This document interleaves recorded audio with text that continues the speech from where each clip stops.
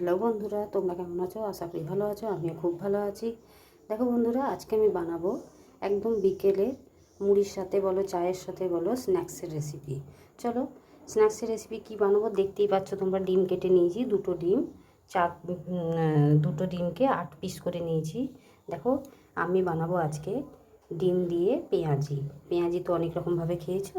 আজ আমি যেভাবে পেঁয়াজি বানাচ্ছি তোমরা অতি অবশ্যই সেভাবে পেঁয়াজি বানিয়ে খেয়ে দেখো, অসাধারণ লাগবে।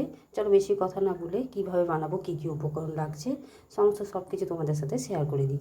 চলো দেখো, আমি বেশ খানিকটা পেঁয়াজ নিয়ে নিয়েছি, নুন নিয়ে নিয়েছি, হলুদ নিয়ে নিয়েছি, আর নিয়ে নিয়েছি লঙ্কা, ঝাল লঙ্কার গুঁড়ো, আর কিছুটা কাঁচা লঙ্কা কুচোনো নিয়ে নিয়েছি।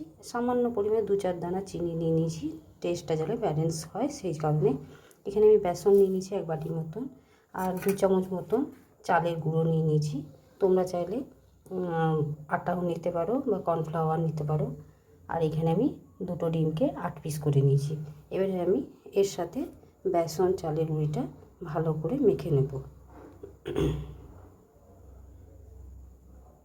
আমি সব বেসনটা দিয়ে দিচ্ছি, আর চালের গুঁড়িটাও দিয়ে দিলাম। চালের গুঁড়িটা জাস্ট অল্প। এবারে আমি হাত দিয়ে ভালো করে আগে পেঁয়াজের সাথে মেখে নেব। তারপর যদি জল প্রয়োজন হয় তবে ব্যবহার করুন, এটা করবো না। প্রথমে আমি হাত দিয়ে আগে ভালো করে মেখে নিই। দেখো বন্ধুরা, জল কোনোভাবে ব্যবহার করলাম না। পেঁয়াজের মধ্যেই থেকে যে জলটা বেরিয়েছে তাতেই মাখা হয়ে গেল আমার। দেখো, নুন দেওয়াতে একটা জল বেরোয়, সেটা তোমরা আগেও করে নিতে পারো। পেঁয়াজটার মধ্যে মাখিয়ে আগে জলটা বের করে নিতে পারো, সেই জলেই মাখা হয়ে যাবে। আমি আগে না করে একসাথেই সব মেখে নিলাম। একদম খুব ভালো মতন মাখা হয়ে গেল, জল ব্যবহার করলাম না। এবারে আমি কী করে বানাবো সব তোমাদের সাথে শেয়ার করব। পেঁয়াজি তো অনেক রকমভাবে খেয়েছো, একবার ডিমের পেঁয়াজি বানিয়ে খেয়ে দেখবে। আশা করি খুব ভালো লাগবে। বিকেলবেলায় চায়ের সাথে হোক, শুধু মুখে হোক, বা মুড়ির সাথে হোক, দারুণ লাগে খেতে। আর অতি অবশ্যই একবার বানিয়ে খেয়ে দেখবে। আর কেমন লাগছে তোমাদের অতি অবশ্যই কমেন্ট করে জানাতে ভুলবে না কিন্তু। আর ভালো লাগলে লাইক করে দেবে একটি। এবারে আমি হাতটাকে ভালো করে ধুয়ে এসে তারপর তোমাদেরকে দেখাচ্ছি আমি কী করে বানাবো। আর একধারে আমি কড়াইটাকেও গরম হতে দিয়ে দেবো, তেল বসিয়ে দেবো। বন্ধুরা, মাখা হয়ে গেছে, কড়াইয়ের তেলটাও গরম হয়ে গেছে। এবারে আমি এইভাবে কিছুটা নিয়ে নেব।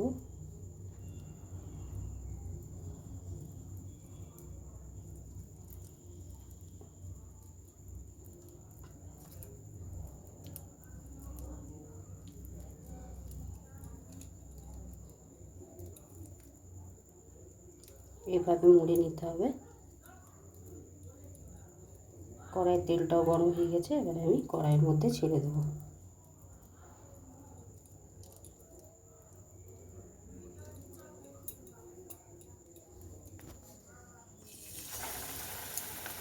এইভাবে প্রত্যেকটা বানিয়ে নেব, কড়াইয়ের মধ্যে ছেড়ে নিয়ে তারপর তোমাদের কাছে ফিরে আসছি।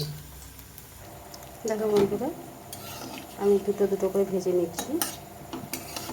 আর গ্যাসের সিমে রেখে ভাজতে হবে, তাহলে আস্তে আস্তে ভাজলে মুচমুচে হবে, নইলে ভেতর দিকটা কাঁচা হয়ে যাবে যদি হাই ফ্লেমে রাখো।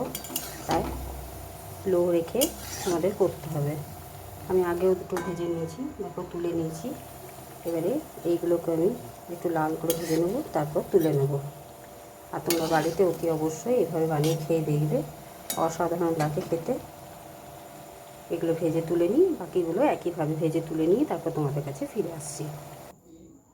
দেখো বন্ধুরা, ডিমের পেঁয়াজি রেসিপিটা আমার তৈরি হয়ে গেছে। তোমাদের কেমন লেগেছে অতি অবশ্যই কমেন্ট করে জানাবে।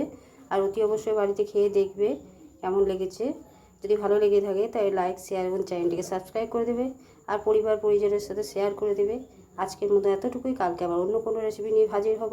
সুস্থ থেকো, ভালো থেকো, তোমরা সবাই আমার পাশে থেকো।